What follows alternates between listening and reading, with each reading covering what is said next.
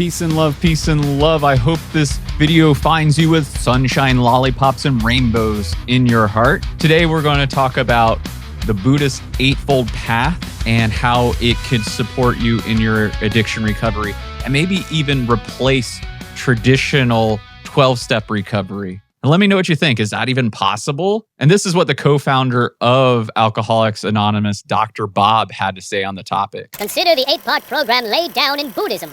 Right view, right intention, right speech, right action, right living, right effort, right-mindedness, and right concentration. The Buddhist philosophy, as exemplified by these 8 points, could be literally adopted by AA as a substitute for or addition to the 12 steps. Generosity, universal love, and welfare of others rather than considerations of self are basic to Buddhism. You know, I'm a person in addiction recovery outside of the traditional 12 steps, and Buddhism has been my main practice to support my addiction recovery ever since 2011. And when I first started using Buddhism as my main form of recovery, I felt a little odd about it, because I felt like I was the only one. And then my meditation teacher, who is a Buddhist monk and who is in addiction recovery through the 12 steps, he showed me this quote from Dr. Bob in a AA pamphlet called Spiritual Principles. And ever since, I've seen people use Buddhist practices and principles as a way to approach addiction recovery through programs like Refuge Recovery, Recovery Dharma, 8-step recovery, and now I don't feel so alone. But what I want to do is go into it today. What is the Eightfold Path and how it can support you in your addiction recovery? So let's get to it. So the Eightfold Path is what we would outline as the Buddha's prescription to end our own personal suffering. And it's often said that the Buddha only taught suffering and its end.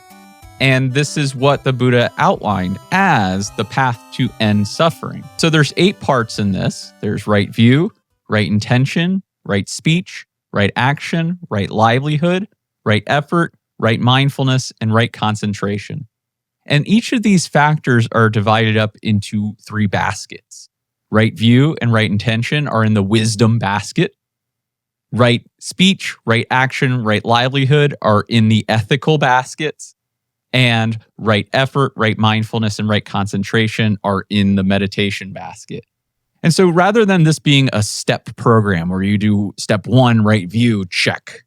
Step 2, right intention, check. And you just go piece by piece. It's an all-encompassing practice that they all support one another. So it's not like a chronological order that we do here. It's the Dharma wheel. You may see an image of a Dharma wheel. I got it tattooed on me somewhere here. That this Dharma wheel has 8 spokes. And we want to have all 8 spokes very strong to have a smooth ride in our recovery. So let's look at the first factor of the Eightfold Path, right view. So there's many things to look at when we're stepping into this right view, one of which is the view of understanding the Four Noble Truths. And I went into that extensively, the Four Noble Truths, in my last video, so make sure to check that out. But what I want to highlight here is karma. In right view, we come to understand karma. And karma has so many wild understandings for it. But in a Buddhist perspective, it's very simple. Karma literally translates to action. It's a Sanskrit word that means action. And then we also have vitaka, which means outcome. Action and outcome.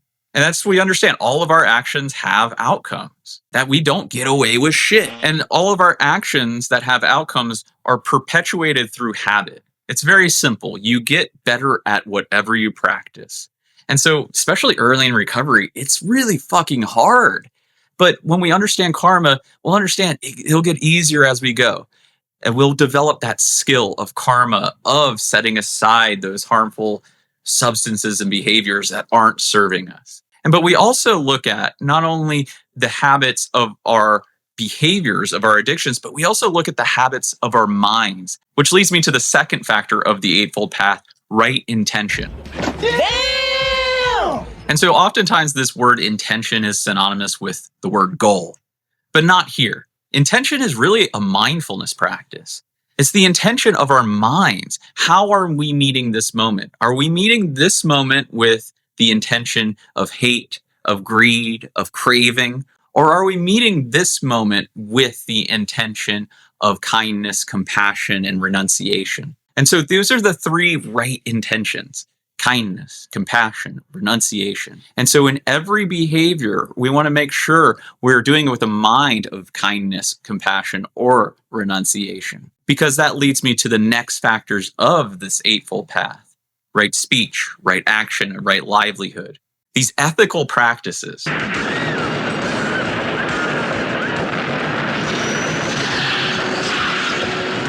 Buddhist ethics is rooted in our intentions. It's not so much about following the rules, but it's also not about following every impulse. It's about following our heart. And so when we speak, we want to make sure we do so with an intention of kindness, that we're given this reflection in right speech. Before we speak, let's reflect. Is what we're about to say, is it true? Is it useful?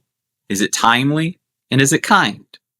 Because we know we're never going to have the exact correct thing to say all the time. But when we do it with an intention of kindness, it's our best bet to perpetuate habits of kindness within ourselves. And same goes for right action, that we look at our ethical behaviors through the 5 precepts. The core of this factor of right action is the 5 precepts. And these are the ethical guidelines we practice as lay people in Buddhism. First precept of non-harming. The second precept of not stealing. The third precept of not misusing our sexuality. The fourth precept of not lying. And the 5th precept of not taking intoxicating substances that lead to heedlessness. And so why would we want to commit to these 5 precepts, to right action? Well, it's because we want to have this almost like clear consciousness that the Buddha talked about the protectors of the world. And these protectors of the world are something we called hiri-otipa. And it loosely translates to guilt and remorse. So when we act out in unethical ways, we live with this sense of guilt and remorse. It just adds an extra layer of stress in our lives. And it's quite beautiful to look at something like guilt because, it means we're not sociopaths. And when we feel that feeling of guilt, it's like, oh, my heart knows that I'm acting outside of my ethical values. So follow that fucking heart that feels guilty and respond to it well. And then the next factor we look at, right livelihood. Man, we all got to work one way or another. And I wish there was like a way to say this is a correct job and this is an incorrect job. But in our modern economic times, sometimes you just got to do a job. So back to that intention. If we look at service, when I first got sober, I was working at a bar. And it was hard to work at that bar. So I go to my teacher and I say, hey, should I quit my job? And he said, well, if working at a bar causes you to drink, then quit that job. But if it doesn't, keep doing that job. And I kept doing that job. I wasn't drinking over that job. But what I started to understand is that work was service. That, I'm not going to be judgmental of other people that are drinking. It's just not for me. And when I'm showing somebody a good time, they need a night off and they need to hang out, I'm going to be that friend for them and be of service to them. So going back to that intention. But to be fair, there were jobs that the Buddha said, hey, maybe don't do those jobs. Like working in weapons, meat production, human trafficking and slavery, and working in intoxication and poison. But let's move forward. Let's go into these meditation factors of the Eightfold Path. Right effort, right mindfulness, and right concentration. I'm meditating, Jerry. It's a form of relaxation. So let's go into this right effort. Sometimes when we hear effort, we're thinking about like our hustle culture, like we're fucking Gary Vee. Like, you've got time for Angry Birds and you're complaining? Get the out of here. Rise and grind, bruh. But the effort we put into in this practice is the effort of the mind. And what we want to put the effort into is moving away from unwholesome mind states and lifting up wholesome mind states. Allowing things like hatred, greed, and ignorance to subside and lifting up kindness, compassion, and renunciation. And we do this through what we call the 4 right efforts. First, we prevent the arising of unwholesome mind states like greed, hatred, and ignorance. But sometimes they end up being in our minds. And then we learn how to abandon those unwholesome mind states. And then third, we lift up wholesome mind states like kindness and compassion and renunciation. And then fourth, we learn to maintain this mind of kindness. And so, yeah, right effort is all about lifting up our minds, because the Buddha said all dhammas are preceded by mind. All our actions are preceded by our mind. So first and foremost, let's get our mind right. As we step into the seventh factor of the Eightfold Path, the rock star of the Eightfold Path, right mindfulness. You know, it's on the magazines, it's on the TV shows, it's well known. But let's look at what true mindfulness is. Mindfulness is rooted in this old Pali word sati, S-A-T-I. And it was in the late 1800s, a British scholar by the name of Rhys Davids went over to Sri Lanka to translate these old school Buddhist texts into English. And he came across this word sati. And he translated it into the word we use today, mindfulness. Great word, isn't it? But if we look at a more literal translation of this word sati, it means to remember. And I'm not talking about remember like recollecting past memories, but remember what you're doing. In mindfulness of breathing, when we forget and we're lost in stories, judgments, plans, fantasies, we remember to come back to the breath. Same with the body. When we're practicing mindfulness of the body, when we're lost in thought, we remember to come back to the body. And same with mindfulness of the mind. When we're trapped in these stories of rumination, we remember it's just a thought. And so mindfulness is a practice that we keep to, and understanding that first factor of right view of karma. You get better at it.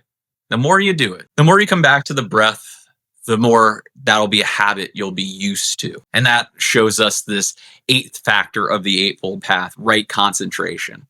And right concentration, or right samadhi, is all about keeping our awareness inward. And when we find this awareness inward, we find this refuge, this internal, as the Buddha said, seek no external refuge. So we find this internal refuge.